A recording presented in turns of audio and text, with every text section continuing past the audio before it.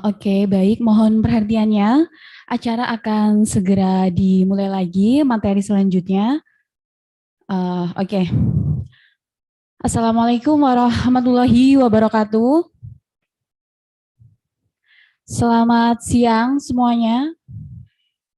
Apakah sudah makan tadi? Sudah sarapan? Sudah, alhamdulillah. Udah fresh lagi ya untuk materi selanjutnya. Kok nggak ada suaranya? Sudah, oke, baik. Terima kasih. Eh, Saya ingin menyapa dulu pemateri kita pada hari ini. Bagaimana kabarnya Ibu Rizania? Alhamdulillah, sangat semangat ya Bu pada pagi hari ini. Amin, Masya Allah. Eh, oke, baik. Perkenalkan, nama saya Dian Wayuni, selaku moderator yang akan memandu acara PKPA Angkatan 17 tahun 2023 pada hari ini. Sebelumnya saya ucapkan terima kasih banyak dan selamat datang kepada Ibu Rizania Karismari SHMH, yang mana pada hari ini akan memberi materi kita tentang pendapat hukum atau legal opinion dan uji kepatutan dari segi hukum. Betul nggak Ibu? Oke, sebelum materi dimulai, saya izin membacakan CV Ibu terlebih dahulu. Nama Rizania Karismasari, SHMH, Pendidikan Universitas Erlangga tahun 2000 sampai 2004, memperoleh gelar sarjana hukum dari Fakultas Hukum Universitas Erlangga Surabaya. Selanjutnya pada tahun 2008 sampai dengan 2009 memperoleh gelar magister hukum bisnis dari Fakultas Hukum Universitas Erlangga Surabaya. Pengalaman profesionalnya 2004 sampai dengan sekarang yaitu konsultan hukum di Zaidun dan Partners, Consulars and Attorney at Law, dan 2004 sampai dengan 2019 dosen Fakultas Hukum Universitas Muhammadiyah Surabaya. 2018 sampai dengan sekarang yaitu Managing Partner di Zaidun and Partners. 2008 sampai dengan sekarang keanggotaan profesi di Perhimpunan Advokat Indonesia atau PERADI. Pada tahun 2017 sampai dengan 2022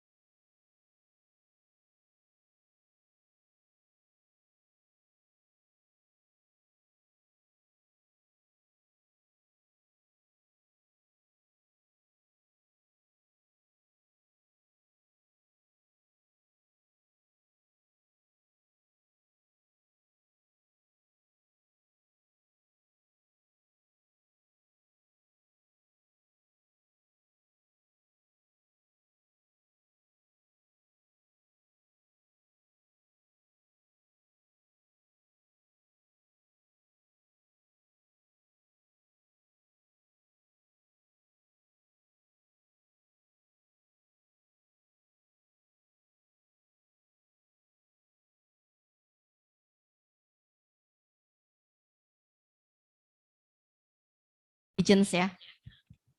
Jadi kalau definisinya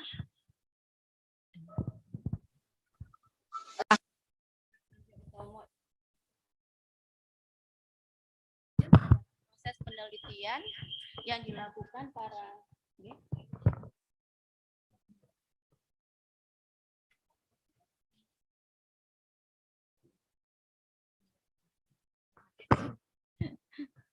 Oke, jadi diberikan definisi bahwa proses penelitian yang dilakukan para investor terhadap rincian potensi investasi, misalnya pemeriksaan pengoperasian dan manajemen dan verifikasi fakta-fakta penting.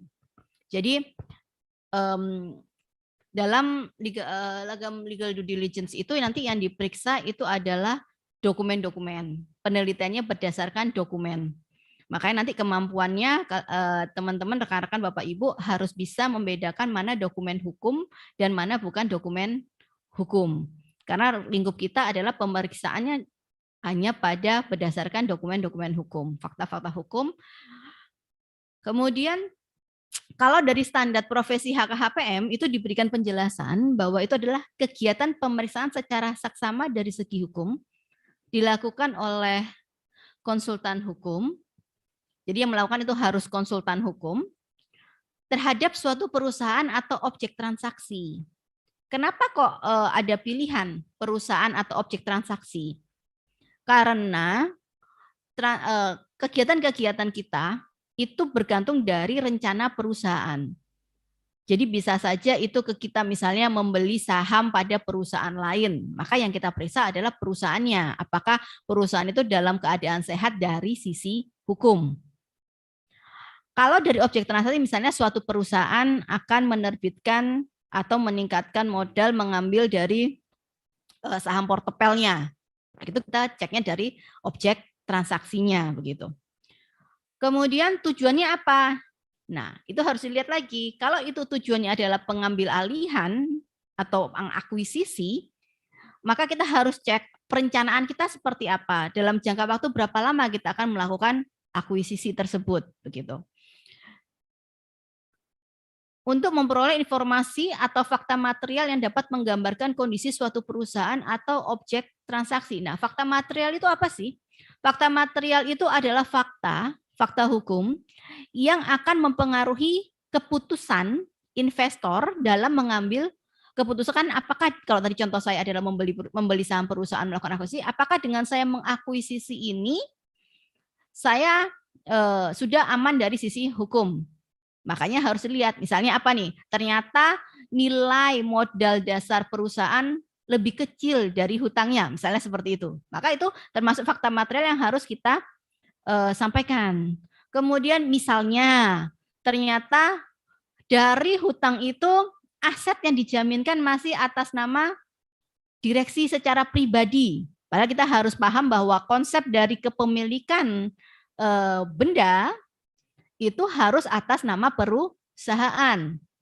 Kalau bukan atas nama perusahaan, maka dapat kita katakan itu bukanlah aset perusahaan. Nah, hal-hal seperti itu, fakta-fakta material begitu harus kita sampaikan di dalam audit kita. Oke. Tujuannya mengetahui kedudukan dan keadaan emiten dari segi hukum.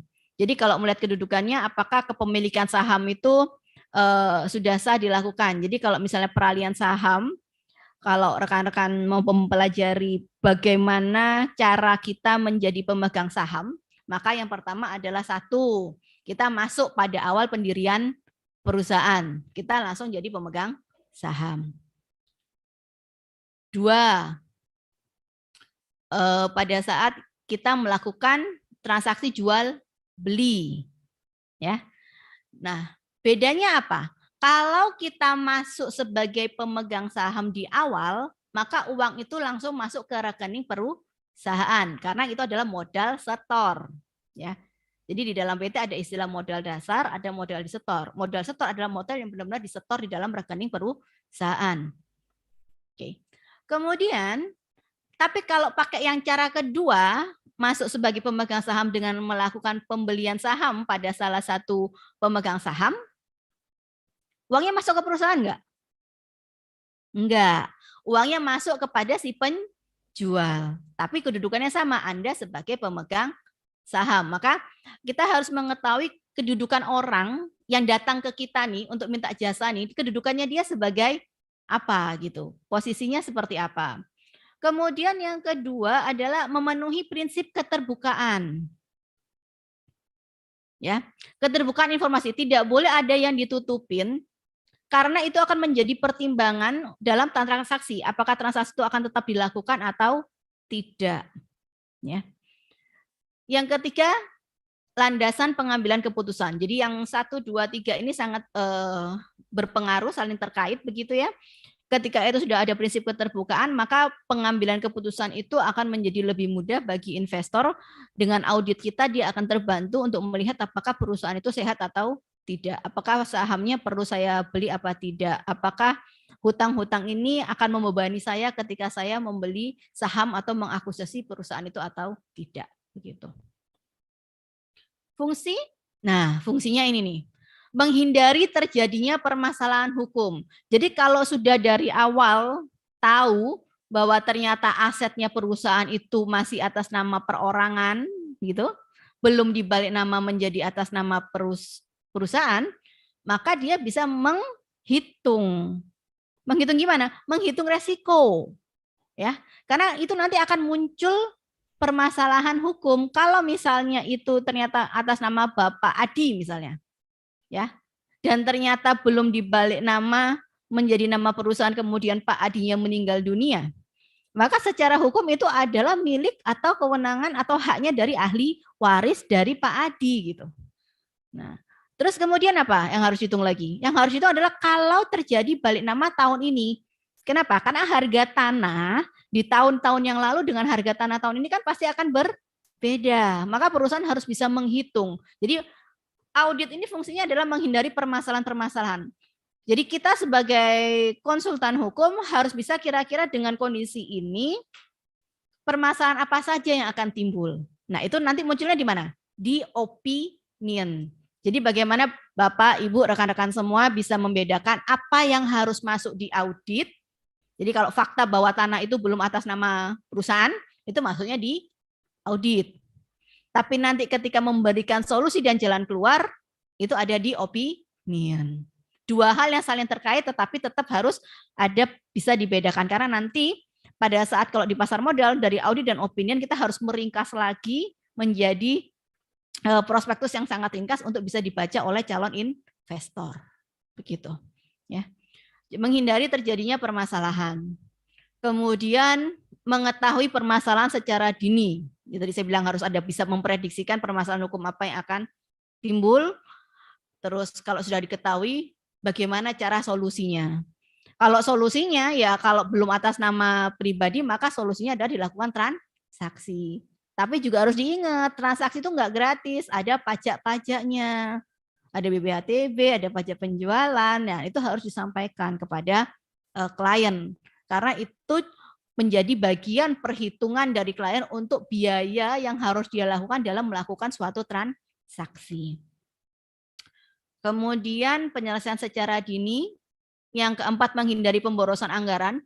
Jadi investor akan bisa menghitung dengan kondisi tanah seperti ini, luasnya misalnya 30 hektar, saya harus balik nama tahun ini gitu. Kemudian ternyata pajak PBB-nya tidak pernah dibayar misalnya, lokasinya Jakarta Pusat, itu sudah pasti miliaran pajaknya aja gitu kan. Jadi dia harus bisa menghitung berapa dana yang harus dia keluarkan. Jangan sampai dia sudah melakukan transaksi, kemudian ternyata tanah itu tetap ada resiko. Jangan sampai klien menjadi kecewa dan karena kita tidak menyampaikan dari awal pada saat kita melakukan audit dan opinion atau legal due diligence. Oke. Kemudian yang terakhir adalah bahan rujukan untuk tindakan selanjutnya. Jadi audit kita itu nanti akan menjadi bahan rujukan, bisa juga menjadi bahan negosiasi dengan pemilik perusahaan atau pemilik saham. Apakah nilai sahamnya akan dibeli sesuai dengan nilai yang ada di dalam akte, ataukah akan menjadi penurunan dengan resiko-resiko pembayaran uang yang harus dia keluarkan. Itu balik lagi kepada negosiasi transaksi antara investor dengan perusahaan. Oke, manfaatnya mengetahui adanya permasalahan hukum secara dini. Jadi salah satu bagian dari audit itu harus ada pemeriksaan dari sisi hukum berkait apakah ada masalah-masalah hukum, apakah ada sengketa gitu. Kalau dulu itu konsultan hukum harus ke pengadilan, baik PHI maupun pengadilan pajak maupun pengadilan negeri atau tata usaha negara untuk minta surat keterangan bebas perkara. Kalau sekarang, dan itu biayanya lumayan besar karena kita harus minta surat keterangan untuk pidana, perdata, tun. terus hubungan industrial. Tapi kalau sekarang di standarnya Himpunan Konsultan Hukum Pasar Modal, kita cukup minta pernyataan dari direksi perusahaan bahwa perusahaannya tidak sedang dalam sengketa. Gitu. Kemudian yang kedua, dapat dipakai pegangan investor untuk melakukan investasi pada perusahaan tersebut. Jadi legal due diligence ini ibaratnya gambaran investor untuk menilai kira-kira peluang dia dan resiko-resiko apa ketika dia akan mengambil keputusan. Nah, ini tadi saya sampaikan bahwa legal due diligence itu terbagi menjadi dua, yaitu melakukan legal audit dan kemudian kita memberikan opinion. Jadi kalau kita ngomongnya legal due diligence, kita ngomongnya dua. Tapi kalau kita ngomongnya legal opinion sederhana, itu hanya satu. Nah, untuk yang legal due diligence ini wajib melalui dua langkah ini ada di standarnya di Himpunan Konsultan Hukum Pasar Modal dalam transaksi-transaksi di pasar modal. Oke. Nah, jadi tadi kita jelasinnya tentang, kita belajarnya, diskusinya tentang legal due diligence, kita sekarang masuk ke lebih sub ya, yaitu adalah legal audit. Nah, legal audit sendiri diberikan definisi bahwa itu adalah pemeriksaan secara menyeluruh dalam rangka verifikasi terhadap keberadaan suatu objek hukum berikut aktivitas-aktivitasnya yang dilakukan dari sudut pandang hukum dan dilakukan secara objektif. Ya. Sebagai catatan bahwa konsultan hukum itu sifatnya objektif karena hasil auditnya akan digunakan oleh dua pihak, digunakan oleh klien perusahaan untuk mengambil keputusan apakah saya akan membeli atau saham ini atau tidak. Kalau itu objeknya adalah transaksi, maka menjadi bahan untuk pertimbangan bagi investor gitu. Jadi nggak bisa posisi kita itu main-main ya. Kita harus objektif, kalau itu memang izinnya habis, ya katakan izinnya habis. Nanti berikan solusinya di legal opinion. Kalau izinnya habis, maka berikan solusi bahwa itu harus dilakukan perpanjangan, misalnya begitu. Kalau misalnya asetnya belum atas nama perusahaan, maka berikan solusi harus dilakukan perubahan agar aset itu menjadi nama perusahaan. Nah, kemudian sistematis. Bagaimana cara untuk membuat itu sistematis? Nah, kalau di Himpunan Konsultan Hukum Pasar Modal sudah ada standarnya. Jadi nanti coba saya tunjukkan, ada standarnya apa saja yang harus diaudit, dan itu bergantung dari jenis transaksinya. Gitu.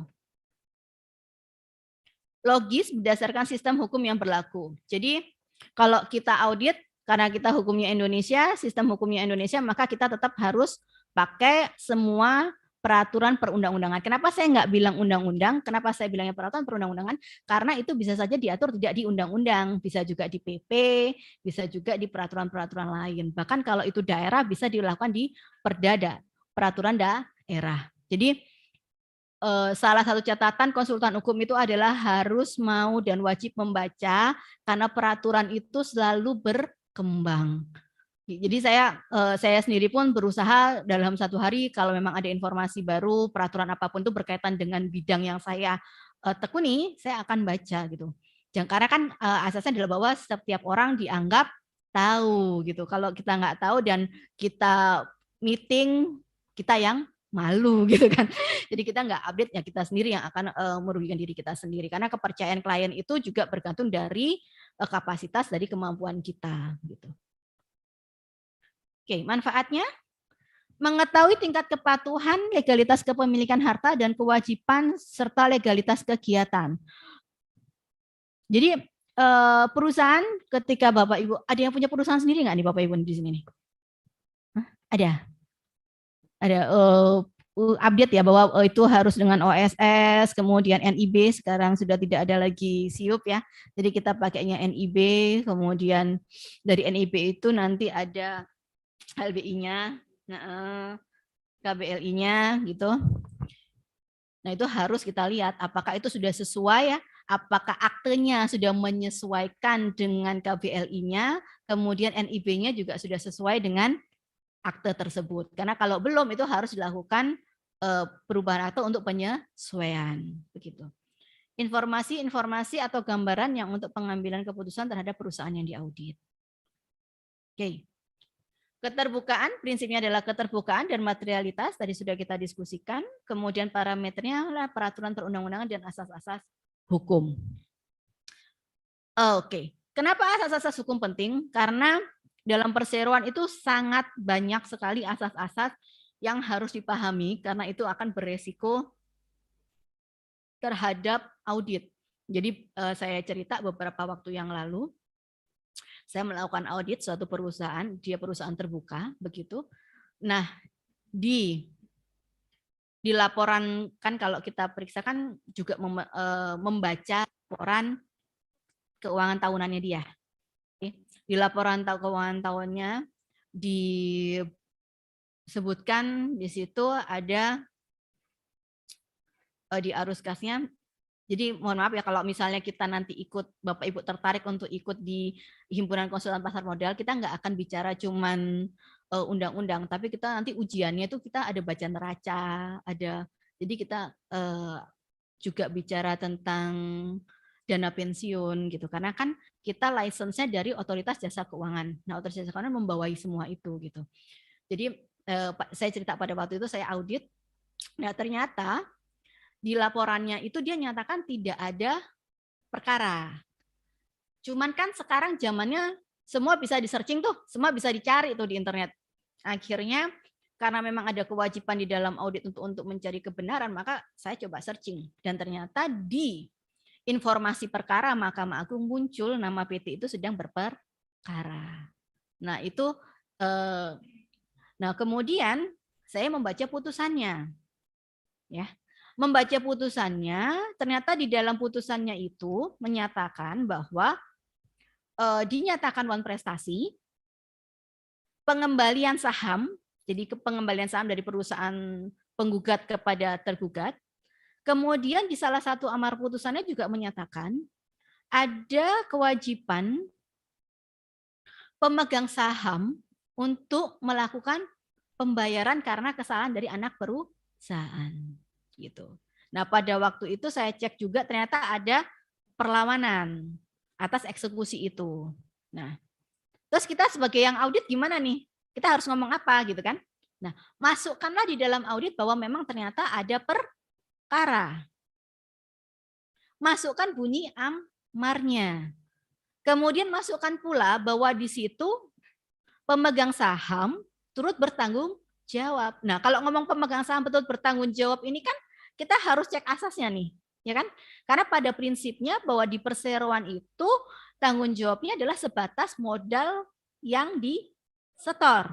Tetapi jangan lupa di pasal 3 Undang-Undang PT di ayat 2-nya itu pemegang saham turut bertanggung jawab apabila dia ada melakukan kesalahan. Nah, apa? Asasnya piercing dan corporate bill. Nah, asas itu harus Anda masukkan, Bapak Ibu rekan-rekan masukkan di dalam audit. Kenapa? Karena ada resiko loh di situ. Resikonya sampai ke pemegang saham. Nah, apakah dengan kondisi ini investor akan tetap mau membeli, begitu kan? Itu akan menjadi pertimbangan tersendiri bagi investor. Mau beli apa mau tidak, tapi kita tetap harus memasukkan itu di dalam audit kita. Gitu ya. Oke. Syaratnya di bidangnya independen dan objektif, Anda tidak boleh memihak kepada salah satu, dia tulis baik-baik supaya laku sahamnya dibeli di bursa begitu. Kenapa? Karena nanti kalau audit kita nggak benar, kita juga dapat peringatan, bahkan bisa izin kita dicabut, gitu ya. Profesional. Nah, sekarang kita masuk ke ruang lingkup pemeriksaan. Apa aja sih yang mau kita periksa? Yang pertama adalah aspek organisasi dan manajemen usaha. Kalau kita ngomongnya perseroan, maka kita harus tahu siapa pemegang sahamnya, siapa direksinya, siapa komisarisnya, dan RUPS-nya. Kenapa? Karena Bapak, Ibu, rekan-rekan semua harus bisa melihat apakah RUPS ini sudah dilakukan sesuai dengan ketentuan anggaran dasar. Kenapa saya bilang anggaran dasar? Karena pada prinsipnya ketentuan itu diatur di Undang-Undang PT. Tetapi di Undang-Undang PT mengatur pula bahwa apabila diatur secara khusus oleh anggaran dasar, maka diatur oleh kita mengikuti anggaran dasar. Dan anggaran dasar perusahaan itu berbeda-beda. Jadi jangan sampai kebanyakan pekerjaan audit yang di copy paste salah gitu ya.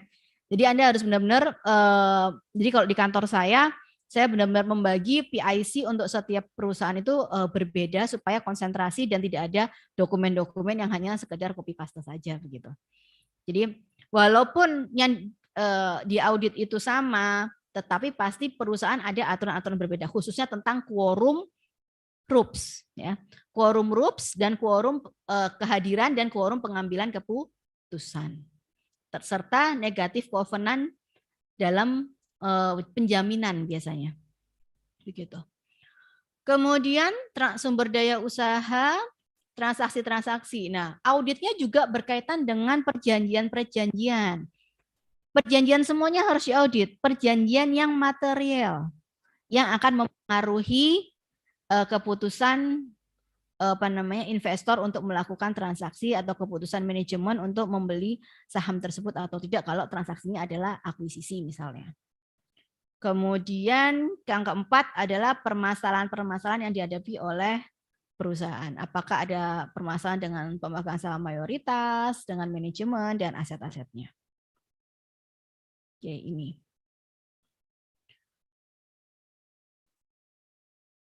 Walaupun tadi waktu saya tanya, sudah pada Bapak Ibu udah pernah buka anggaran dasar? Atau ada yang belum? Coba saya tanya, ada yang belum nggak? Belum pernah lihat anggaran dasar? Sudah pada pernah lihat semua? Perlu saya tunjukkan contohnya nggak nih kalau udah pernah lihat semua gini?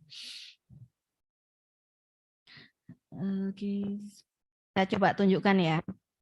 Saya mau menjelaskan dari awal dulu, karena kita ngomongnya audit dan opinion, jadi Bapak Ibu dan rekan-rekan harus bisa membedakan apa itu akta pendirian dan apa itu anggaran dasar.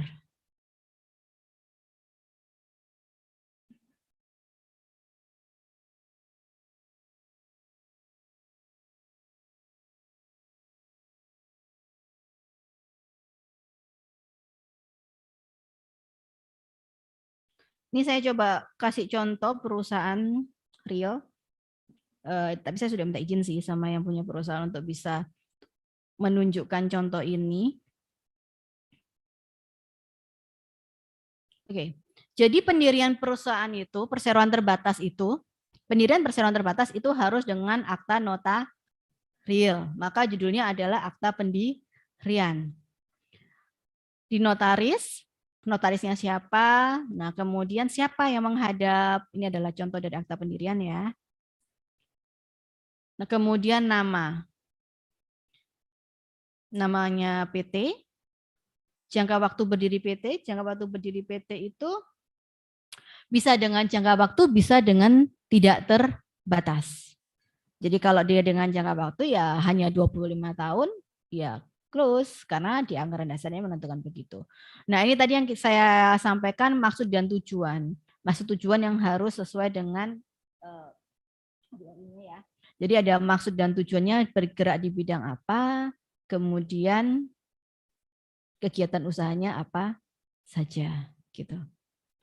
Nah, ini akan masuk menjadi bagian dari audit ketika kita ngomong organisasi. Ya. Jadi kapan perusahaan itu didirikan, kemudian maksud dan tujuannya apa. Cuman itu, Bu? Enggak cuman itu gitu. Oke. Modal. Kita harus masukkan modal. Modal dasarnya berapa, yang ditempatkan berapa, kemudian itu terbagi menjadi berapa pemegang saham. Maka di dalam audit kita harus menyebutkan namanya siapa, misalnya Mr. X, sahamnya 100 juta gitu. Berapa persen dari seluruh modal yang disetor. Oke, nah pertanyaan saya, kapan sih perseroan terbatas itu dianggap berbadan hukum? Oke, mungkin kita sambil dua arah mungkin bisa. Enggak, saya siap. Oke, Bapak Ibu rekan-rekan, kapan sih suatu perseroan terbatas itu dapat dikatakan berbadan hukum?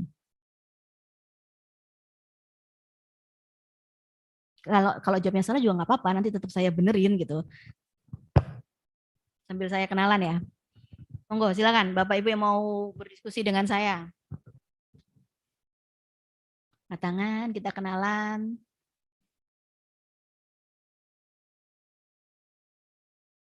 Ayo. Bapak Ibu ayo dong, biar saya nggak bicara sendiri gitu loh. Oke, yuk. Kapan?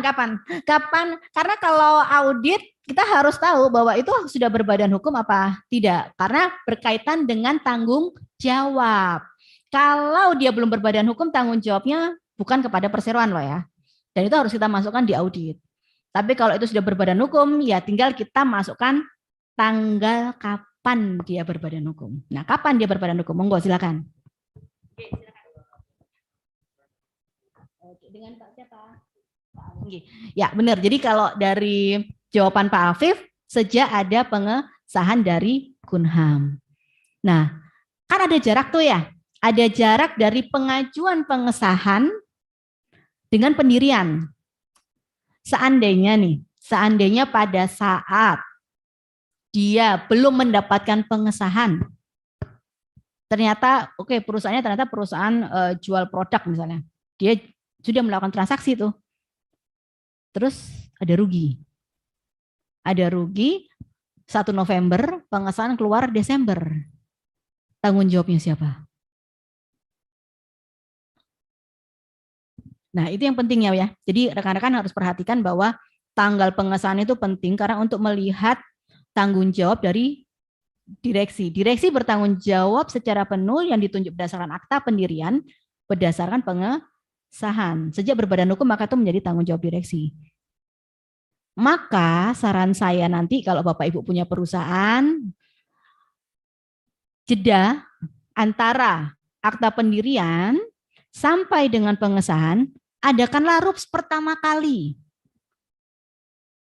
RUPS pertama kali dengan agenda mengesahkan, jadi menyatakan bahwa tindakan direksi dan komisaris, misalnya didirikannya tadi 1 November ya, 1 November sampai dengan 1 Desember itu merupakan tindakan perseroan. Karena kalau nggak ada RUPS-nya yang menyatakan itu, maka itu menjadi tindakan pribadi-pribadi yang melakukan perbuatan hukum. Ya. Kalau direksi dan direksinya juga adalah seorang pemegang saham, mau nggak mau kan dia akan bertanggung jawab. Tapi direksi itu kan belum tentu juga pemegang saham, begitu kan? Jadi RUPS kan pasti akan menunjuk siapa direksinya. Nah, kalau Bapak Ibu adalah ternyata seorang direksi dan bukan pemegang saham, maka saran saya mintalah untuk dilakukan RUPS dengan agenda itu untuk melindungi diri sendiri dan juga untuk melindungi perusahaan. Gitu ya. Oke, kita lanjut. Nah, kemudian yang harus dimasukkan adalah ketentuan tentang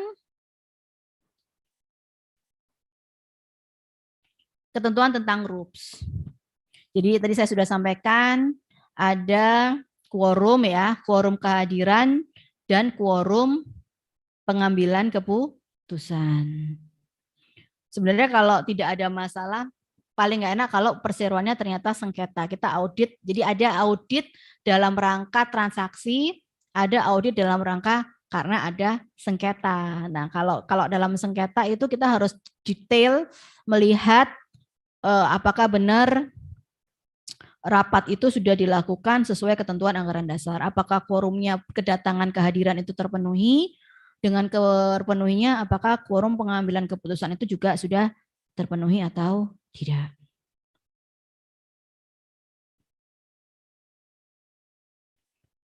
Nah, kalau saya kasih contoh di sini quorumnya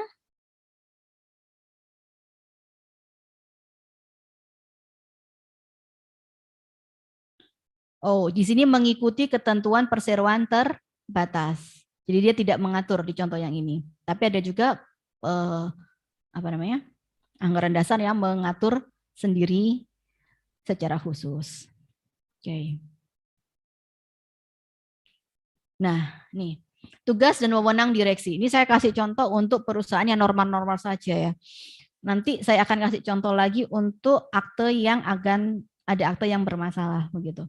Nah, untuk yang ini, contoh yang ini, tugas dan wewenang direksi dia disebutkan bahwa berhak mewakili perseroan di dalam dan di luar pengadilan. Ya. Jadi, kalau nanti Bapak Ibu, rekan-rekan dapat kuasa, pastikan bahwa di anggaran dasar ada kata-kata ini.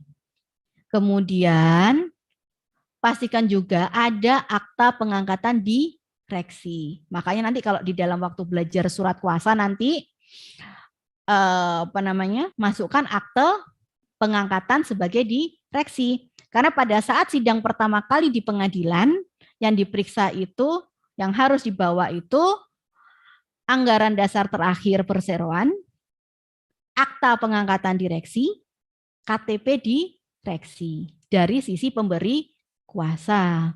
Kalau dari sisi kita, lawyer, yang dibawa itu adalah kartu tanda anggota pradi dan berita acara sumpah. Asli ya. Semua dibawa asli dan kopi nanti dicocokkan di depan meja majelis. Begitu. Baru nanti ditentukan kapan mediasinya begitu, ya. Oke. Jadi, kenapa? Karena majelis akan melihat bahwa direksi punya kewenangan untuk mewakili di dalam dan di luar pengadilan. Oke. Nah, ini yang saya bilang negatif covenant di bagian ini. Jadi, segala hal di dalam segala kejadian mengikat perseroan dengan pihak lain dan pihak dengan perseroan menjalankan segala tindakan baik mengenai kepengurusan maupun pemilikan dengan pembatasan. Dengan pembatasan. Nah, diperhatikan di pasal ini bahwa meminjam atau meminjamkan uang atas nama perseroan tidak termasuk mengambil uang perseroan di bank, mendirikan suatu usaha atau turut serta pada perusahaan lain harus dengan persetujuan Dewan Komisaris. Jadi pada saat nanti audit ternyata ada tindakan A dan ada tindakan B, yang harus Anda minta lagi dokumennya adalah persetujuan Dewan Komisaris. Kalau ternyata tidak ada Dewan Komisaris persetujuan, pastikan di dalam audit Bapak, Ibu, dan rekan-rekan semua bahwa itu tidak sesuai dan melanggar anggaran dasar. Artinya apa? Ya nggak sah dong perbuatan itu. Karena kalau itu tidak sah, menjadi tanggung jawab siapa? Direksi melakukan tindakan tidak sesuai dengan anggaran dasar, menjadi tanggung jawab siapa? Tanggung jawab direksi. Gitu. Ya. Nah, itu nanti akan menjadi pertimbangan juga apakah Bapak Ibu rekan-rekan yang mau beli saham di perusahaan itu akan mempertahankan direksi yang model begitu gitu kan. Atau kan nanti kalau oke, saya akan menerima resiko itu kan pertimbangan bisnis ya. Kadang-kadang pertimbangan bisnis itu saya sering dengan perusahaan-perusahaan dengan pebisnis-pebisnis itu enggak sesuai, maksudnya ada resiko loh dari sisi hukum, tapi mereka punya pertimbangan bisnis sendiri yang akan mengambil resiko itu karena ada hitungan bisnis gitu loh. Nah, itu yang kita nggak bisa dari sisi hukum, setidaknya LDD kita sudah sesuai dengan aturan dan asas-asas. Karena nggak jarang klien-klien bandel, maksudnya tidak mengikuti apa yang ada kita dan bisa menyiapkan resiko, tapi karena pertimbangan bisnis dia bilang, kalau pebisnis kan untung gitu. Cuan gitu kan ya.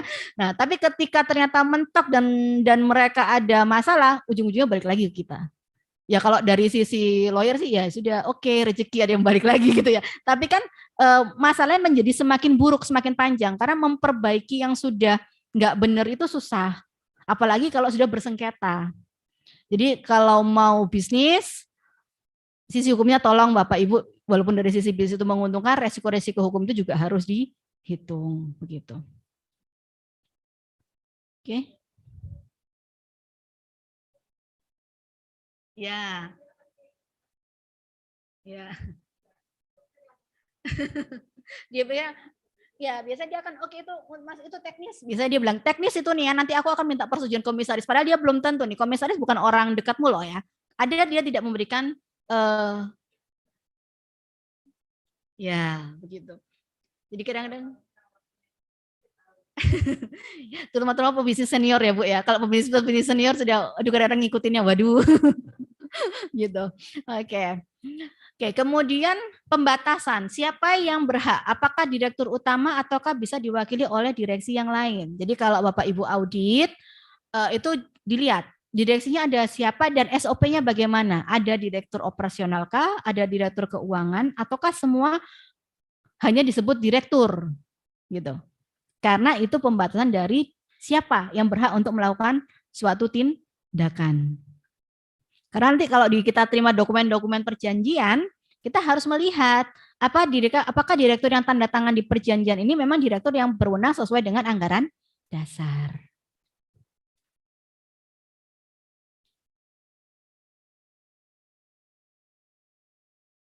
Oke, saya coba agak cepat.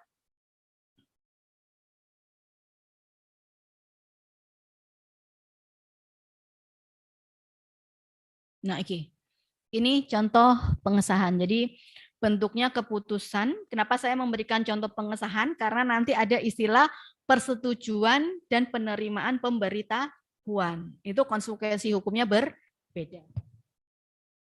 Ini contohnya, jadi ada nomornya, kemudian ada nama PT-nya, pengesahan pendirian nama PT-nya, kemudian atas notaris siapa, akta nomor berapa, di situ ya terlihat, kemudian memutuskan mengesahkan. Nah, jenis perseroannya juga dimasukkan di situ adalah swasta nasional, susunan pemegang saham, direksi, dan komisarisnya terlampir. Oke. Kita kembali ke slide. Ini saya stop share, kita kembali ke PowerPoint.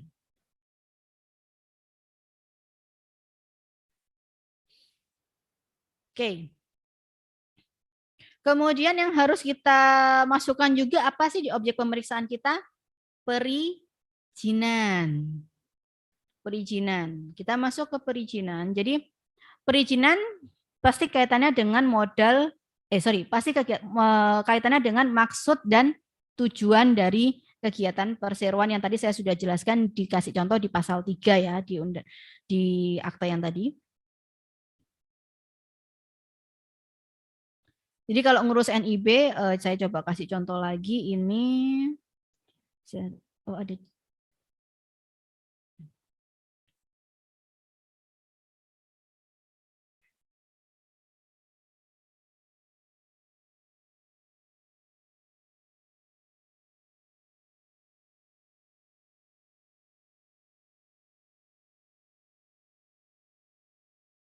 Saya masih itunya.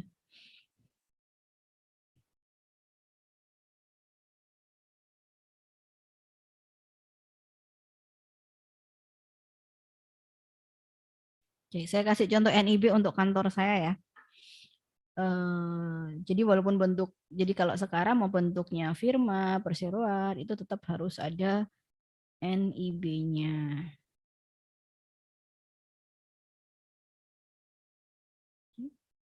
Oke, jadi ini contoh, mungkin ada yang belum tahu itu NIB, ini adalah contoh NIB ya. Ya firmanya namanya nama perusahaannya apa? Kebetulan bentuknya adalah firma, alamatnya NPWP, kemudian email, tanggal berapa, begitu.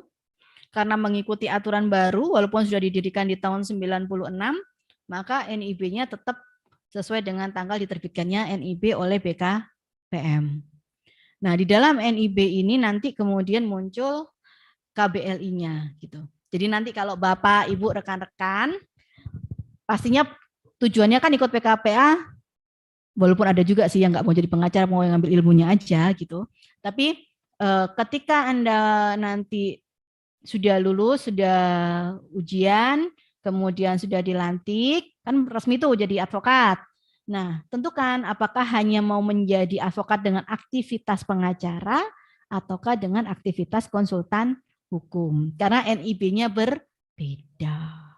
Jangan sampai kelupaan gitu, cuman nulis aktivitas pengacara. Kalau aktivitasnya pengacara ya hanya beracara di pengadilan. Tapi kalau aktivitasnya konsultan hukum, Anda bisa melakukan apa yang kita pelajari hari ini dengan saya begitu.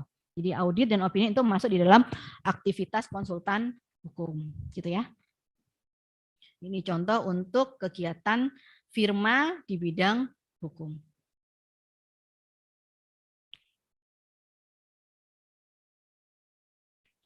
Oke, kemudian adalah perizinan. Perizinan sudah, kemudian adalah perjanjian dengan pihak ketiga. Nah, tadi saya sudah ngasih contoh di dalam anggaran dasar ada aturan harus dengan persetujuan komisaris. Itu namanya negatif covenant. Nah, negatif covenant itu munculnya biasanya pada perjanjian kredit. Nah, kemarin saya sudah pernah juga tahun lalu kita melakukan audit untuk medium term note ya, jadi utang.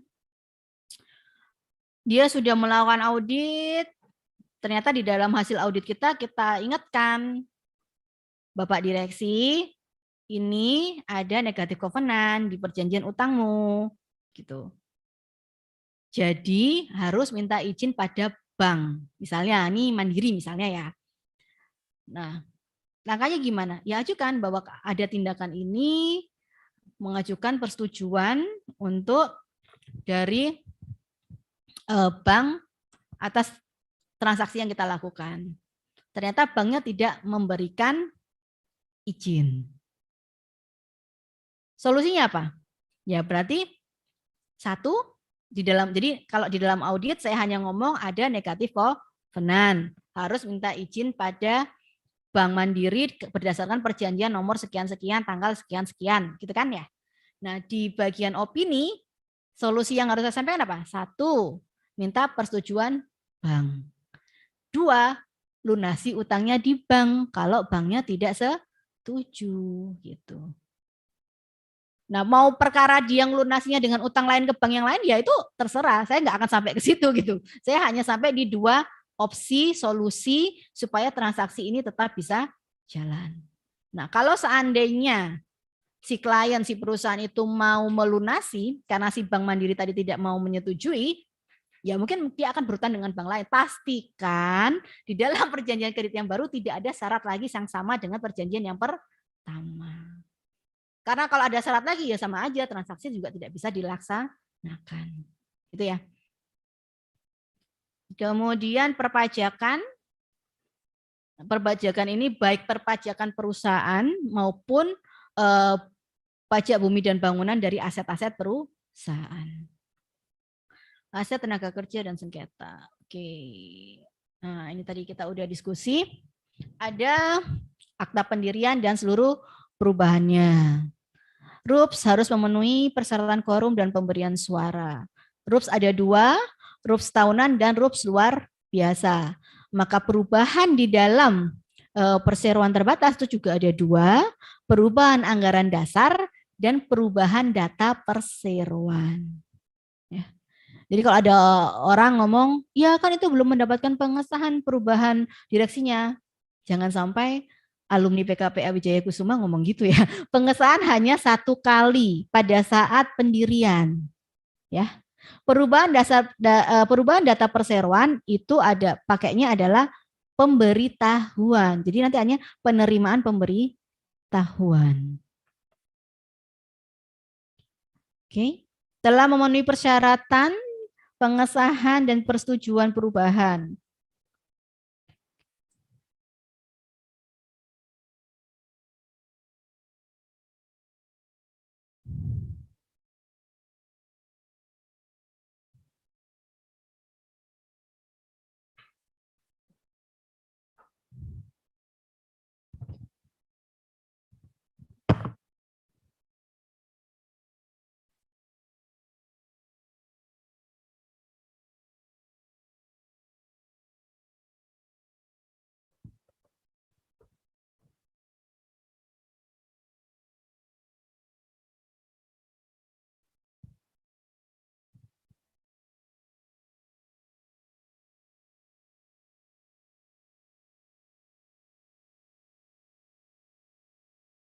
Oke, kita masuk ke Undang-Undang PT. Saya ingin menjelaskan dalam audit, Bapak, Ibu, rekan-rekan harus bisa menggunakan kapan istilah pengesahan, kapan istilah persetujuan, dan kapan istilah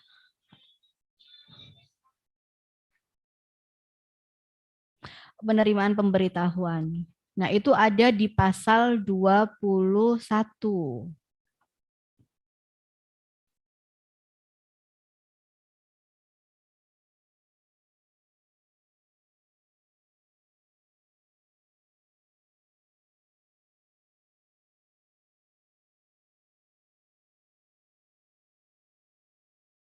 Nah ini ya, pasal 21.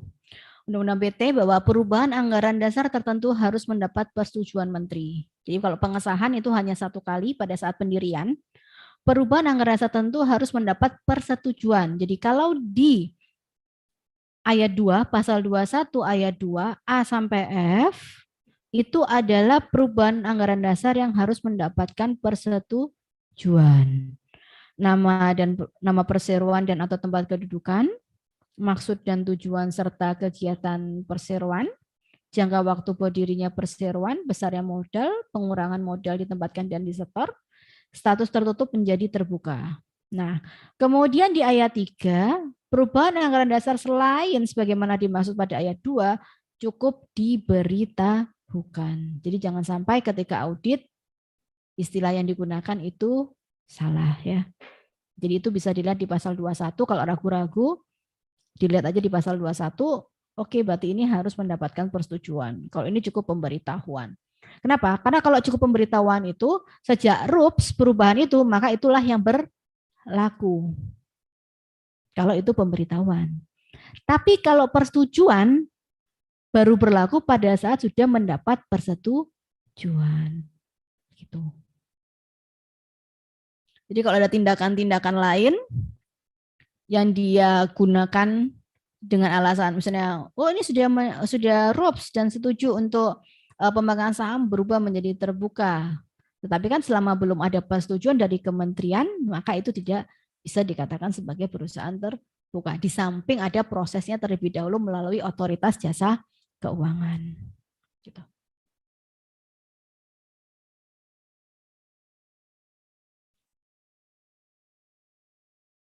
Nah, yang kita masukkan itu juga pengumuman melalui berita negara dan tambahan berita negara. Jadi masukkan di dalam audit juga, tidak hanya pengesahan, tetapi juga pengumuman melalui berita negara dan tambahan berita negara.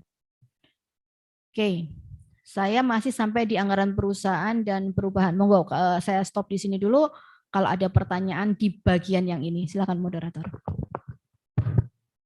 Oke, baik. Mungkin untuk peserta PKPA yang ingin bertanya, kami persilahkan 1 atau 2 orang. Ayo yang ingin bertanya. Masnya mungkin yang belakang baju hijau ingin bertanya? Oh, enggak.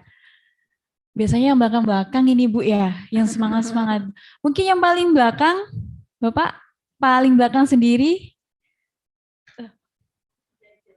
Iya. Atau malah semakin nggak bima itu. Saya nggak ada pertanyaan tuh dua hal yang buat saya pertanyaan juga buat saya gitu. Oke, kalau udah cukup jelas saya lanjutkan atau mau ada yang bertanya? Oke, monggo silakan.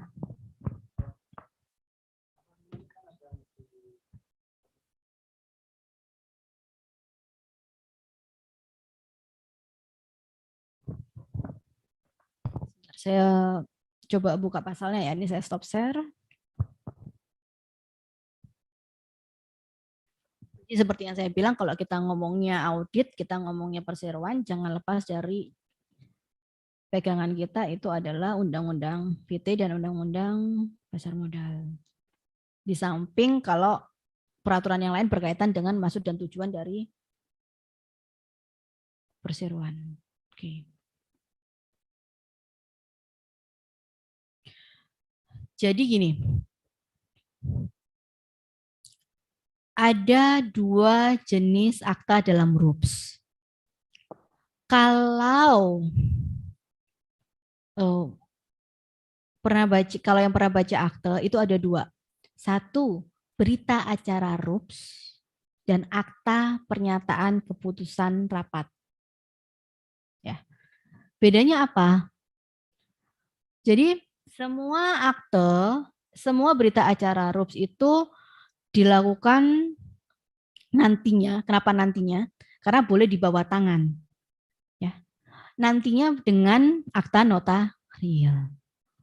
Kalau aktenya adalah berita acara rapat, maka notaris hadir. Jadi ini kalau kita misalnya nih kita RUPS nih sekarang, nih Mbak Dian direksinya gitu, notaris hadir di sini, nyatet langsung. Itu namanya berita acara. Judulnya akta berita acara RUPS. Tapi kalau ternyata ini kita hadir nih semua rapat di sini, tapi ini yang nyata cuman aku, tapi aku bukan notaris gitu. Saya bukan notaris. Itu munculnya nanti akte berita acara rapat bawah tangan ini ya dibawa ke notaris, diaktakan. Itu namanya akta pernyataan keputusan rapat. Nah, di dalam berita acara, di dalam akta pernyataan keputusan rapat, para pemegang saham bebas mau setuju mau nggak setuju. Misalnya, oke, agenda rapat hari ini adalah rencana penjualan saham Pak Afif ke Budian gitu. Ya.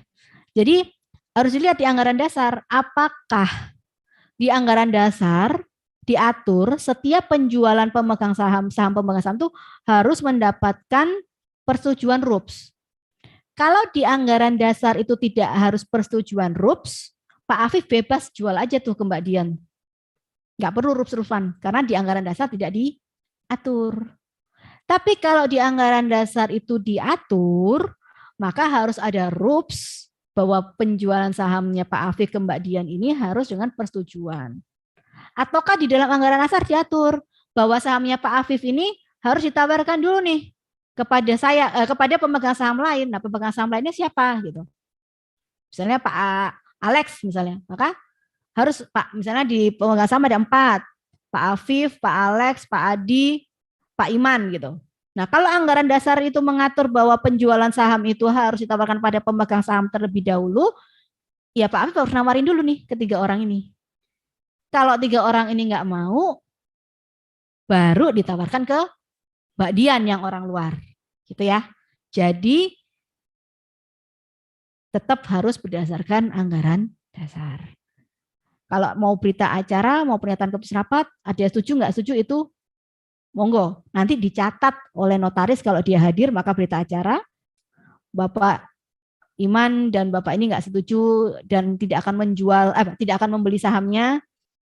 Untuk tidak setuju untuk membeli saham, maka menyerahkan kepada Pak Afif untuk menawarkan kepada pihak yang lain. Itu dicatat aja gitu. Atau rencana pembelian saham PT ABC gitu. Nggak setuju. Ya silakan dicatat aja. Nah, kalau sirkuler itu beda. Di peraturan pasal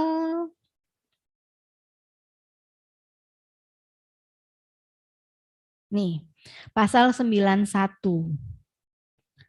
Pemegang saham dapat juga mengambil keputusan yang mengikat di luar RUPS, dengan syarat semua pemegang saham dengan hak suara menyetujui secara tertulis dengan menandatangani usul yang bersangkutan. Jadi sirkular itu boleh Pak. Jadi sirkular diatur di pasal 91 dapat mengambil keputusan di luar RUPS. Catatannya semua harus setuju. Tertulis, ditanda tangani. Kalau enggak, ya enggak bisa. Ya adakan RUPS. Mau dengan nanti aktenya berita acara ataupun pernyataan ya monggo, tapi itu tetap harus RUPS. Kenapa? Karena tidak mungkin sirkuler berdasarkan ketentuan pasal 91. Jadi kalau pasal 91 itu saya di Surabaya, Pak Afif di Jakarta, Mbak Dian di Manado, ya monggo tinggal suratnya aja dikirim ke Manado, ditandatangani dari Manado, kirim Jakarta, tanda tangan, balik ke notaris, oke semua sudah setuju, baru dibuatkan aktanya. Itu akta sirkuler. Itu ya, itu jadi kita mengenal berita acara, kita mengenal akta pernyataan keputusan rapat, kita mengenal sirkuler. Jangan sampai salah nanti ketika audit. Jadi dimasukkan jenis.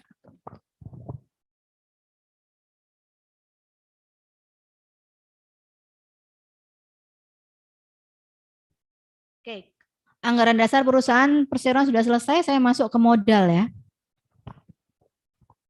Modal, setiap perubahan modal sejak berdiri sampai dengan dibuat LDD yang kita harus masukkan tadi sudah saya kasih contoh di akte, itu ada modal dasar, modal ditempatkan, dan modal disetor. Kemudian susunan pemegang sahamnya, jumlah sahamnya, dan prosentase. Kemudian mutasi-mutasi. Mutasi-mutasi ini maksudnya transaksi-transaksi. Apakah hibah, apakah jual beli. Kalau akta jual beli, maka itu dengan akta nomor berapa, nota tahun tanggal berapa, notarisnya siapa. Memenuhi persyaratan anggaran dasar apakah tidak. Jadi kalau tadi harus ada persetujuan, apakah dilihat sudah ada persetujuannya atau tidak. Tapi kalau di anggaran dasar tidak menyatakan persetujuan, ya kita tidak perlu minta adanya persetujuan. Oke. Nah, pencocokan dengan verifikasi laporan keuangan. Makanya kenapa kok kita di Himpunan Konsultan Hukum Pasar Modal harus bisa baca neraca, harus bisa baca laporan keuangan. Karena kita harus melakukan pencocokan. Jadi bedanya dengan audit sederhana atau opini sederhana, di pasar modal itu kita bekerja tidak sendiri. Jadi Bapak Ibu kalau kita ada transaksi, kita kerjanya nggak sendiri, kita tim. Tim kita ada akuntan publik, ada jasa penilai, appraisal, kemudian ada notaris, ada konsultan hukum. Semuanya terdaftar di Otoritas Jasa Keuangan. Sebagai gambaran saja di tahun 2021 ya, saya nggak tahu di 2023 seperti apa, belum update saya. Tapi di 2021 itu, kalau 2023 sekarang itu advokat di DPC Pradi Surabaya saja sudah 2000. Hanya DPC Pradi Surabaya. Pengurusnya 240. Cukup besar untuk susunan pengurus ya. Kenapa? Karena itu untuk 2000 anggota. Tapi konsultan hukum pasar modal Indonesia tahun 2021 itu hanya 1000. 1000 yang aktif 700, 500 di Jakarta, 200 seluruh Indonesia. Jadi bisa dibayangkan sebenarnya lingkup untuk peluang kerja itu cukup besar. Tapi permasalahannya adalah kegiatan-kegiatan bisnis itu bersentralnya di Jakarta gitu. Dan pasti perusahaan-perusahaan atau holding perusahaan itu mencarinya adalah lawyer Jakarta hanya untuk efisiensi mereka saja gitu. Tapi kalau di Jawa Timur rata-rata walaupun masih sedikit, tapi kegiatan-kegiatan transaksinya pasti tetap mau tidak mau kita harus berangkat ke Jakarta. Makanya nanti biaya jasa hukumnya tidak hanya biaya jasa konsultan hukum, tapi juga biaya transportasi. Nah kalau saya sih transportasi saya serahkan ke klien. Kenapa? Karena harga tiket beda-beda ya. Jadi harga tiket, harga hotel saya melepaskan dari biaya layanan jasa. Kenapa? Karena kita tidak bisa menghitung harus berapa kali saya meeting dengan tim yang saya sebutkan tadi. Kenapa? Meeting kita bergantung dari kondisi perusahaan. Semakin tidak sehat perusahaannya, bakal lebih sering kita meeting. Kenapa? Mencari jalan keluar agar transaksi ini bisa terlaksana. Jalan keluarnya apa? Ya tadi, kalau itu ada negatif covenant, harus persetujuan bank dulu. Kalau ternyata bank nggak setuju, ya harus dibayar dulu. Nah, seperti itu. Terus, nah yang paling sering terjadi kalau itu kaitannya dengan aset. Kenapa? Akuntan suka berbeda sama konsultan. Kalau konsultan hukum pasti akan bilang seperti saya sampaikan tadi, selama aset itu belum atas nama perseroan, maka bukan aset perseroan. Dari sisi akuntan berbeda, dan itu sering terjadi. Dari sisi akuntan, selama aset itu digunakan dan sudah mempunyai nilai dan dicatatkan di dalam aset perusahaan, maka itu menjadi aset perusahaan. Nah itu yang sering beberapa kali itu menjadi masalah yang harus ditemukan solusinya. Karena solusinya berat berkaitan dengan pajak, tadi saya sudah ceritakan itu. Nah, jadi kalau di pasar modal kerjanya tim. Nah, beda dengan opini-opini sederhana yang bisa dilakukan untuk transaksi-transaksi jual beli saham di perusahaan tertutup. Begitu. Oke, kita lanjut ke bentuk setoran saham. Nah, bentuk setoran saham itu tidak harus dalam bentuk uang. Bisa juga dalam bentuk aset. Tetapi aset tersebut harus dinilai. Nah, siapa yang menilai? Appraisal, penilai. Gitu ya. Dasarnya apa? Biasanya dasarnya adalah NJOP atau nilai pasar. Nah, dari situ baru kita bisa menilai. Jadi misalnya nih, saya punya karena saya cuma kenalnya Pak Afif, saya nggak bisa ngasih contoh nama-nama yang lain. Oke, kalau misalnya nih Pak Afif punya tanah 20 hektar, nilainya 1 triliun gitu. Sedangkan saya punya modal hanya 500 miliar misalnya begitu. Nah berarti kan walaupun dia hanya asetnya tanah, ketika nilainya tinggi, maka nilai sahamnya menjadi lebih tinggi gitu.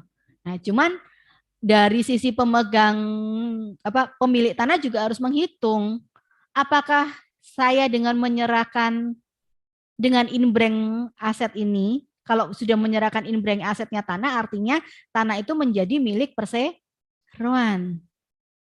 Kehilangan sudah dia kan, sudah diserahkan. Ataukah saya akan lebih untung kalau tanah ini saya sewakan saja. Kalau tanah itu disewakan, maka yang dihitung adalah uang sewanya gitu.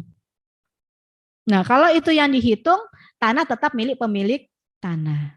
Nah, itu pilihan-pilihan untuk si pemilik tanah. Apakah dia akan inbreng ataukah hanya sewa?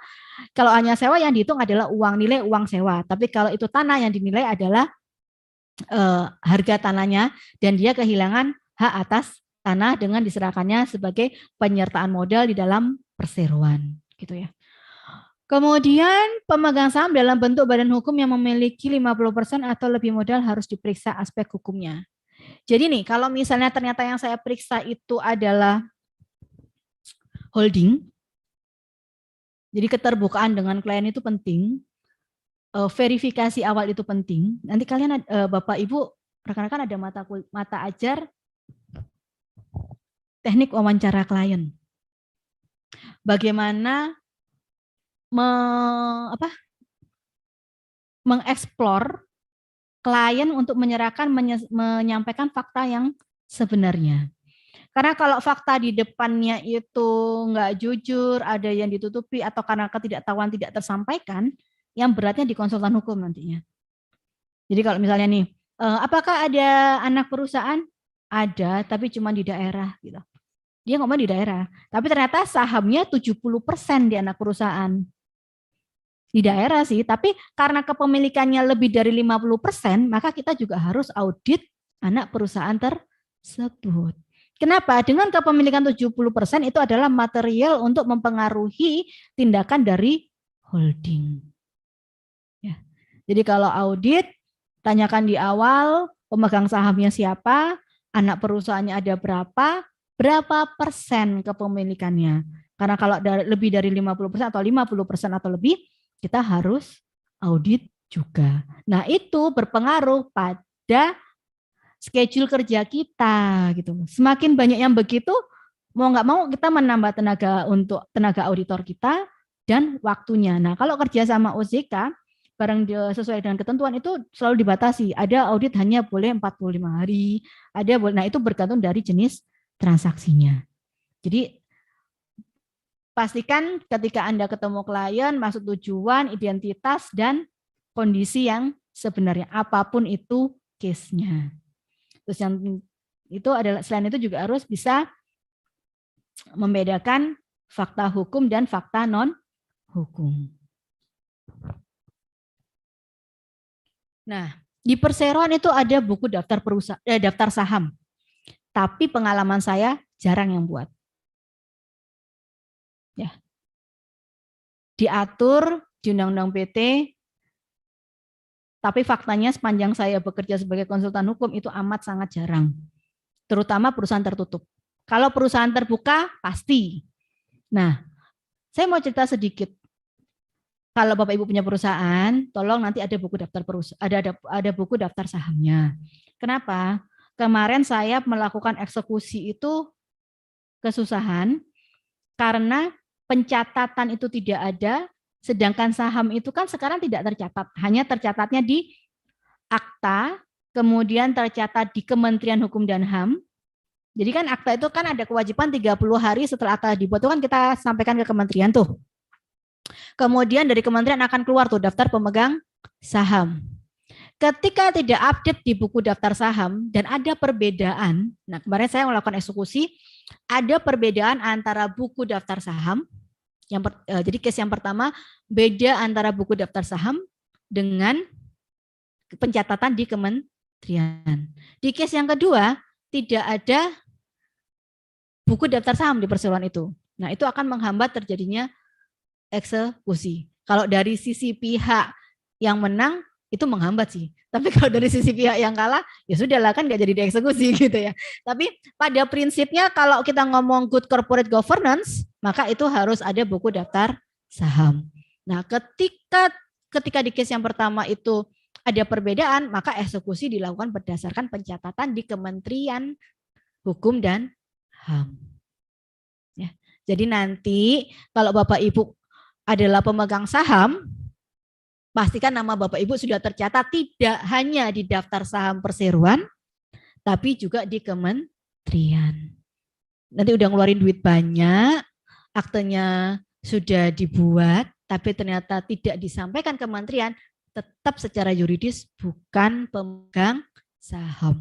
Secara audit, kalau kita bekerja, yang kita pakai tetap yang tercatat di kementerian. Kalau itu yang terjadi, maka di opini saya, di audit saya akan memasukkan nama pemegang saham itu adalah yang di kementerian. Di opini saya akan menyarankan untuk segera dilakukan pengaktaan dan pelaporan perubahan pemegang saham. Dengan dilakukan pemberitahuan perubahan pemegang saham. Gitu ya. Jadi apa yang dimasukkan di audit dan apa yang dimasukkan di opini. Oke. Nama identitas, jumlah saham, keseluruhan nilai nominal, dan perolehannya dan pembebanan, kemudian buku daftar khusus. Oke, kita masuk ke Dewan Komisaris dan Pengurus. Apa yang harus dilihat? Susunan pada saat LDD dilakukan. Siapa nih sekarang direkturnya? Siapa ini sekarang komisarisnya? Siapa pemegang sahamnya? Itu harus masuk. Kemudian apakah pengangkatan pengurus dilakukan sesuai dengan anggaran dasar atau tidak? Bagaimanakah pengangkatan pengurus? Ya harus dengan rapat umum pemegang saham.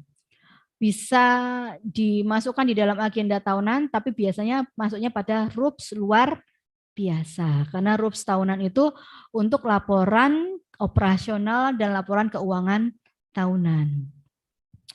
Kemudian kewenangan pengurus, tadi saya sudah kasih contoh untuk yang direksi itu bisa apa saja.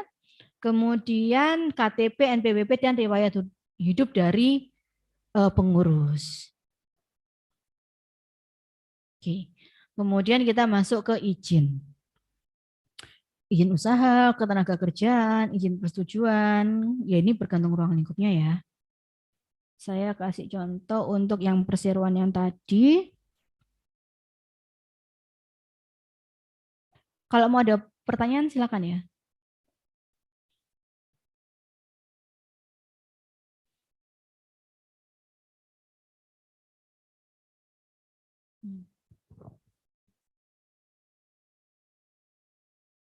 Oke, mungkin sambil menunggu untuk para peserta, boleh kalau mau bertanya hal-hal yang ingin ditanyakan biar nggak ngantuk juga, atau biar ada suasananya di dalam ruangan. Oke, mungkin ada yang mau bertanya? Udah paham mungkin Bu ya? Iya, kan tadi antara. Oke, ya ini saya kasih contoh untuk persetujuan ya. Jadi tadi saya sudah kasih contoh untuk pengesahan, kemudian ini adalah persetujuan.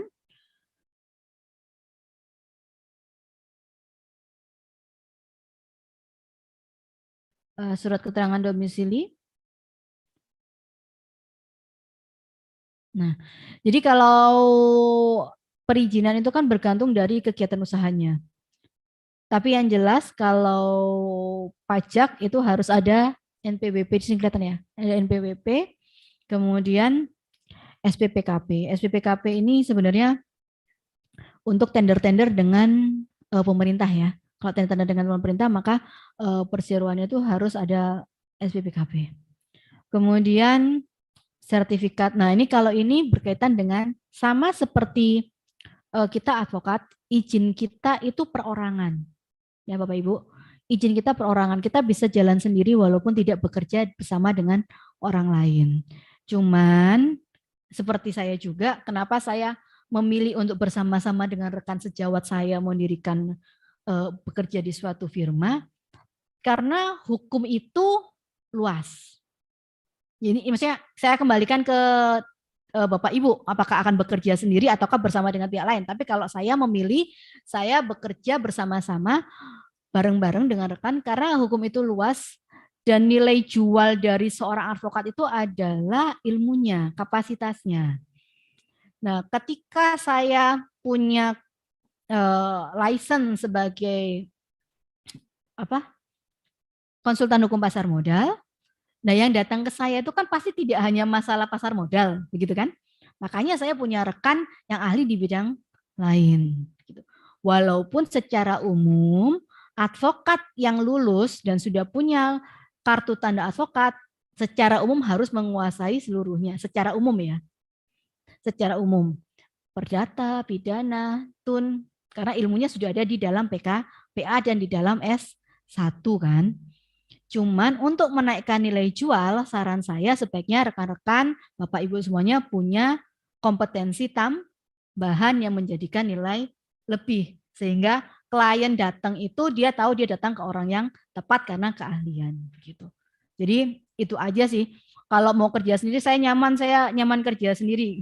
Nggak perlu bayar pegawai. Kalau punya kantor atau bareng-bareng kan kita ada pengeluaran untuk membayar pegawai administrasi, ada sewa atau harus punya gedung tertentu gitu kan. Tapi kalau Anda lawyer yang baru merintis bisa jalan sendiri dengan license yang dimiliki. Nah, sama juga dengan konstruksi.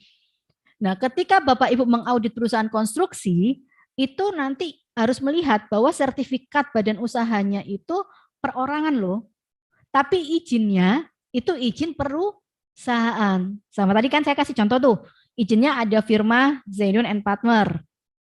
Terus aktivitasnya ada 2, konsultan hukum dan aktivitas pengacara. Tetapi sebagai advokatnya juga punya license pribadi. Nah itu yang harus dipahami ketika melakukan audit. Audit perusahaan apa? Oh perusahaan konstruksi, berarti harus ada izin perorangan juga. Oh izinnya audit apa? Oh rumah sakit. Nah seperti apa perizinannya? Itu mau nggak mau kita tetap harus cek and recheck prosedur perizinannya seperti apa gitu. Jadi ini saya kasih contoh untuk yang konstruksi ada ini izinnya atas nama badan usahanya. Jadi kalau bisa dilihat di sini. Nah, ini perizinan atas nama badan usahanya. Kemudian ini NIB-nya. Kemudian izin usaha. Nah, ini keahlian untuk perorangannya. Itu masuk di dalam audit ya. Untuk menunjukkan bahwa perusahaan ini memang dijalankan oleh orang yang punya kompetensi dalam menjalankan usahanya. Ya, jadi saya mau menekankan izin tidak hanya pada perusahaan perseroan, tetapi kalau bidang itu harus ada izin perorangan, masukkan juga izin perorangannya. Jangan sampai auditnya kurang gitu loh.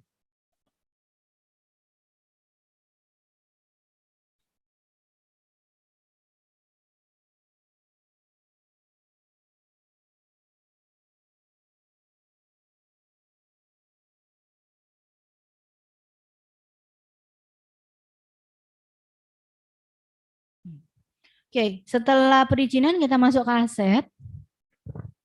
Oke, aset milik perseroan. Saya tadi ngomong harus jelas ya, yang mana milik perseroan dan mana yang bukan milik perseroan. Kalau itu milik perseroan maka diklasifikasikan ada barang bergerak, ada penyertaan saham pada perusahaan, piutang, surat berharga, bangunan, dan aset tetap. Aset tetap itu tidak bergerak dan tanah. Kemudian HKI. Aset bukan milik perseroan bisa sewa, bisa lisensi dan benda yang dipinjam.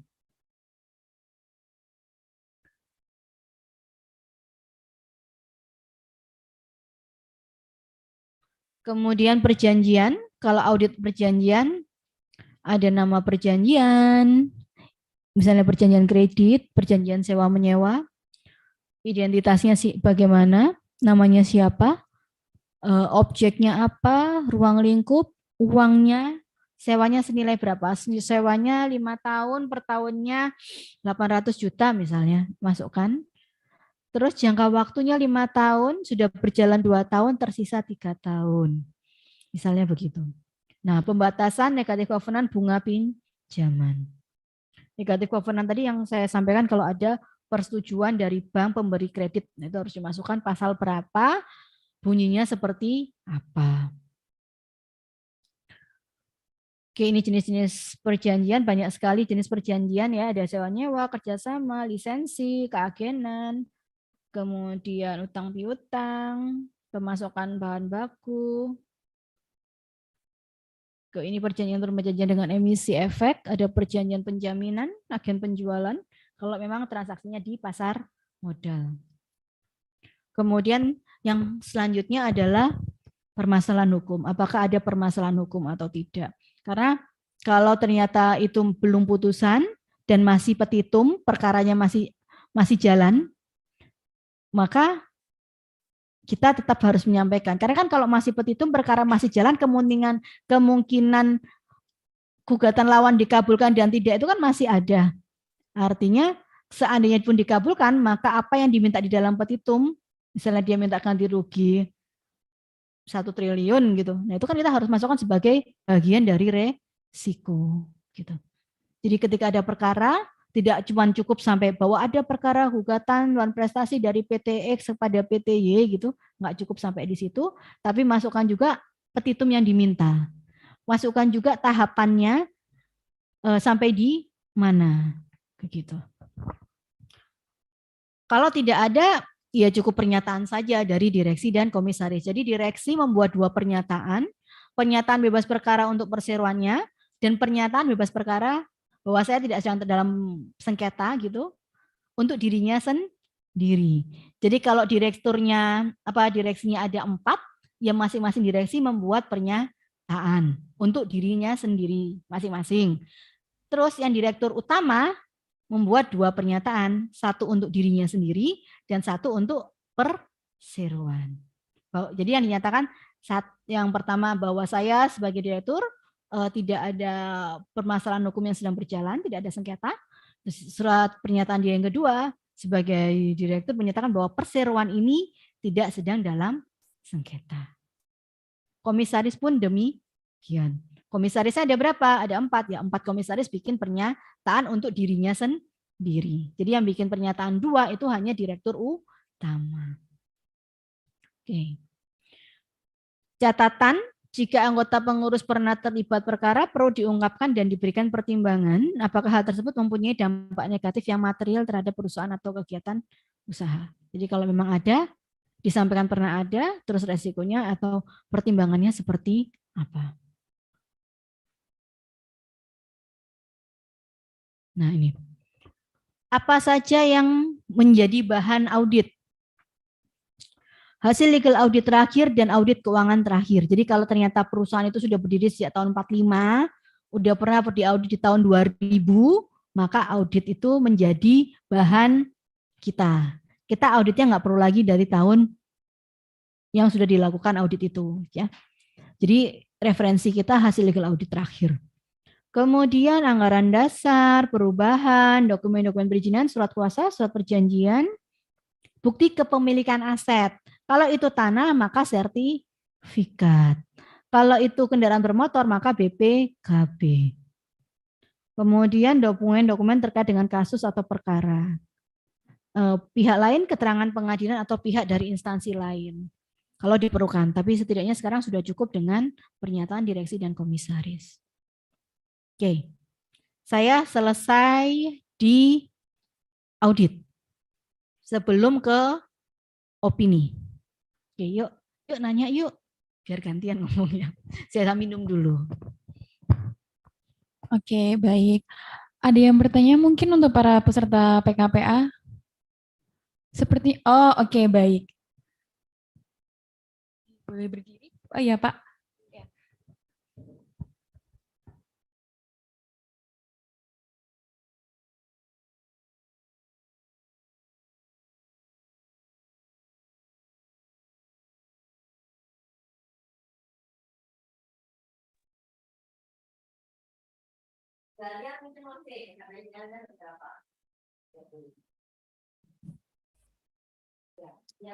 Selamat siang.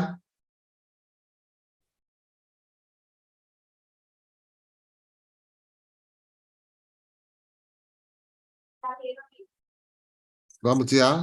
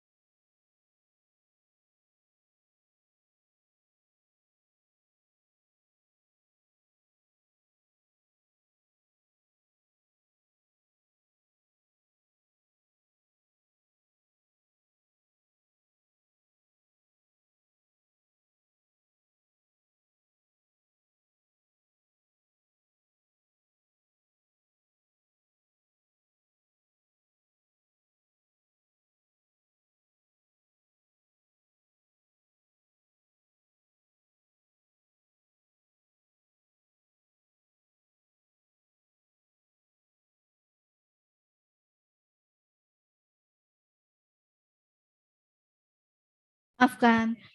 Oke. Oke, sama-sama. Untuk Masnya sudah cukup, Mas? Oke, baik. Ini ada pertanyaan dari peserta yang ada di Zoom, Ibu. Mohon izin membacakan, ya.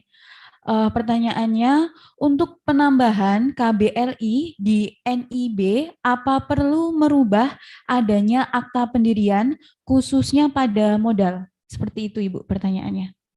Dari Mbak Amai. Jadi, KBLI itu kan untuk menentukan lingkup usahanya, begitu kan? Apakah perlu dilakukan penambahan modal bergantung dari ketentuan dari masing-masing bidang usaha. Termasuk juga apakah boleh asing masuk atau tidak, itu bergantung dari lingkup usaha. Pengurusan perubahan KBLI dan penyesuaian akta sesuai KBLI itu dilakukan oleh notaris. Nanti notaris tinggal datang ke notaris, notaris akan mengecek ketentuan untuk bidang usaha ini, apakah harus melakukan penambahan modal apa tidak, apakah harus merubah anggaran dasar apa tidak, begitu.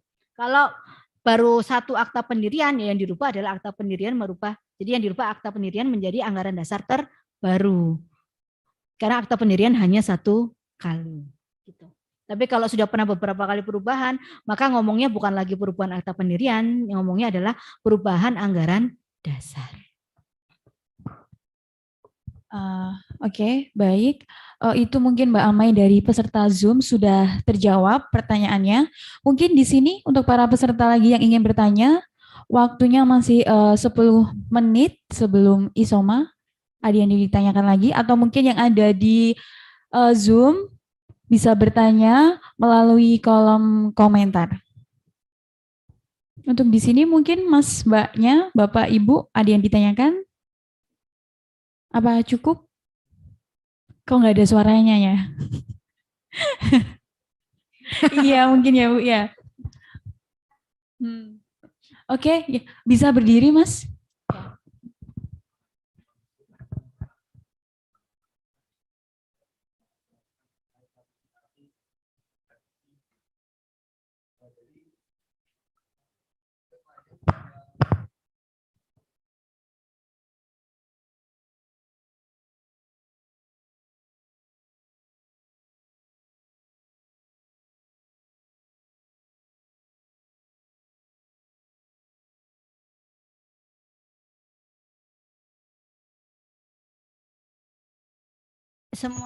Semua hasil audit kita, hasil baik konsultan hukum, akuntan publik, appraisal, dan akta-akta notaris itu kan terdaftar di OJK. Nah, draft-draft untuk audit kita dan opini kita itu diperiksa di OJK, Mas. Jadi, dan menurut saya OJK itu sangat detail. Jadi pasti nanti kalau itu nggak ada, di dalam evaluasi OJK akan ada catatan dan dia akan memberikan solusi. Jadi kayak dosen pembimbing ngoreksi skripsi mahasiswanya, dosen yang rajin, itu dia akan ngasih catatan merah terus dikasih catatan. Ini kurang ini, kurang ini, kurang ini.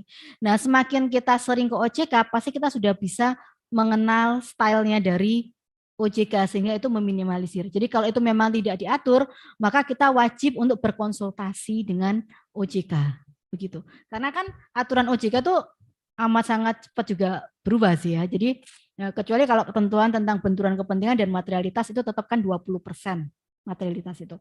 Nah, balik lagi. Jadi semua yang kita lakukan tidak lepas dari kontrol OJK. Tapi lakukanlah dengan maksimal karena OJK itu juga banyak yang diperiksa gitu. Jadi di OJK kita akan dikasih satu PIC untuk transaksi ini, PIC kita siapa. Nah, jadi kita kalau di pajak kan ada AP ya. Nah, di OJK juga begitu. Jadi PIC-nya siapa, kita akan ke sana dan akan dilihat, dikasih catatan. Apa yang kurang kita tambahin. Nah, ketika klien saya tidak jujur, pada waktu itu klien saya nggak jujur kalau dia punya anak perusahaan. Karena dia mau transaksinya cepat. Yang bisa buka akses ke kementerian itu kan kalau konsultan hukum tidak bisa buka akses ke kementerian. Yang bisa buka akses itu kan hanya notaris melalui Sismin Bakum. Jadi kalau kita butuh, kita harus bayar PNBP ya. Kita bayar PNBP, kemudian notaris mengeprintkan. Nah, kita bisa tahu siapa pemegang sahamnya, begitu. Nah, ketika notaris juga kelewatan, itu OJK punya akses. Makanya ketika pada waktu itu klien saya tidak jujur, OJK langsung ingetin. Ini ya, berdasarkan data OJK, dia punya ada 3 anak perusahaan dan kepemilikannya lebih dari 50%. Jadi itu merupakan bagian dari OJK dalam melakukan pengawasan. Jadi kita berusaha maksimal memenuhi ketentuan, tetapi ketika kalian tidak jujur, terus ternyata teman notaris juga kelewatan begitu, itu masih ada OJK untuk backup. Kenapa? Karena resikonya itu juga tidak hanya ditanggung oleh kita kalau istilahnya di OJK kita itu adalah profesi penunjang. Tidak hanya oleh profesi penunjang, tapi kan OJK juga turut tidak melakukan pengawasan dengan baik ketika itu terjadi begitu. Jadi kembali lagi pada konsultasikanlah itu dengan OJK begitu. Baik Bu, ini ada pertanyaan lagi dari yang ada di Zoom dari Pak Bambang. Pak Bambang, pertanyaannya seperti ini: aset-aset atas nama pribadi dalam perseroan wajib dibalik nama atas nama perseroan, baik itu aset bergerak maupun aset tidak bergerak. Seperti itu Ibu.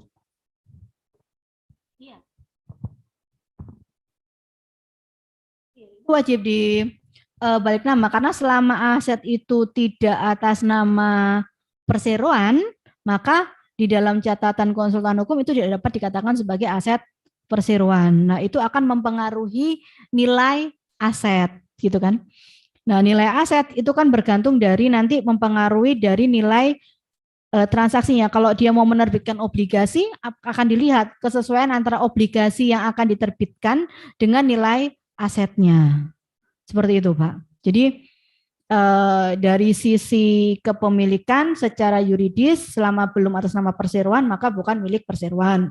Itu berpengaruh dengan nantinya jenis transaksinya. Kalau jenis transaksinya misalnya penerbitan obligasi, yang akan dilihat adalah kewajaran dari nilai obligasi yang diterbitkan dengan nilai aset, termasuk juga dengan nilai utang dari perseroan. Begitu.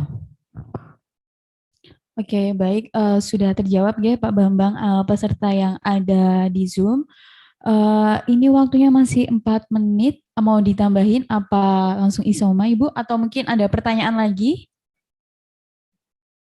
Ada pertanyaan lagi dari Bapak Ibu, Mbak, Mas? Jadi kan ini sebenarnya profesi pilihan ya. Jadi kalau advokat lulus sudah pasti bisa beracara. Sudah pasti harus bisa memberikan konsultasi. Cuman bergantung pada minat masing-masing. Kalau lebih suka, ya karena kemampuan, kapabilitas orang itu kan beda-beda ya.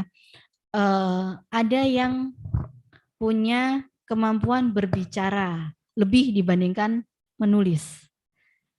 Nah, kalau untuk pekerjaan audit, walaupun semua kegiatan advokat itu harus teliti, tetapi kemampuan merangkai kata, mengungkapkan kalimat, menulis kalimat yang singkat, jelas, padat, nggak mulut-mulut, itu butuh keahlian khusus. Nah, kalau orang nggak suka dengan itu, ya jangan memilih untuk mengikuti pekerjaan ini, begitu maksud saya. Jadi kembalikan kepada diri Bapak Ibu rekan masing-masing, passionnya di mana gitu. Apakah lebih suka dengan yang kalau di tindakan beracara itu kan datang ke pengadilan, terutama kalau pidana pemeriksaan saksi itu pasti lebih panjang dibandingkan perdata karena saksinya pasti lebih banyak gitu.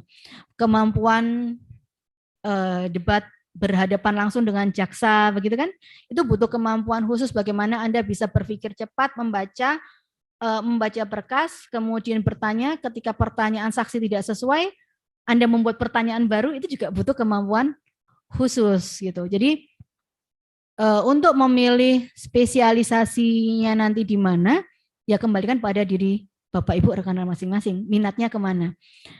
Kenapa saya memilih, ini saya cerita diri saya sendiri ya, kenapa saya memilih untuk profesi di bidang legal due diligence, karena buat saya sebagai seorang perempuan, seorang ibu, saya itu merasa itu lebih fleksibel. Karena kalau pengadilan kan kita bekerja dengan jam pengadilan, sidangnya pasti nunggu ada jaksanya enggak, ada lawan enggak, ya kan?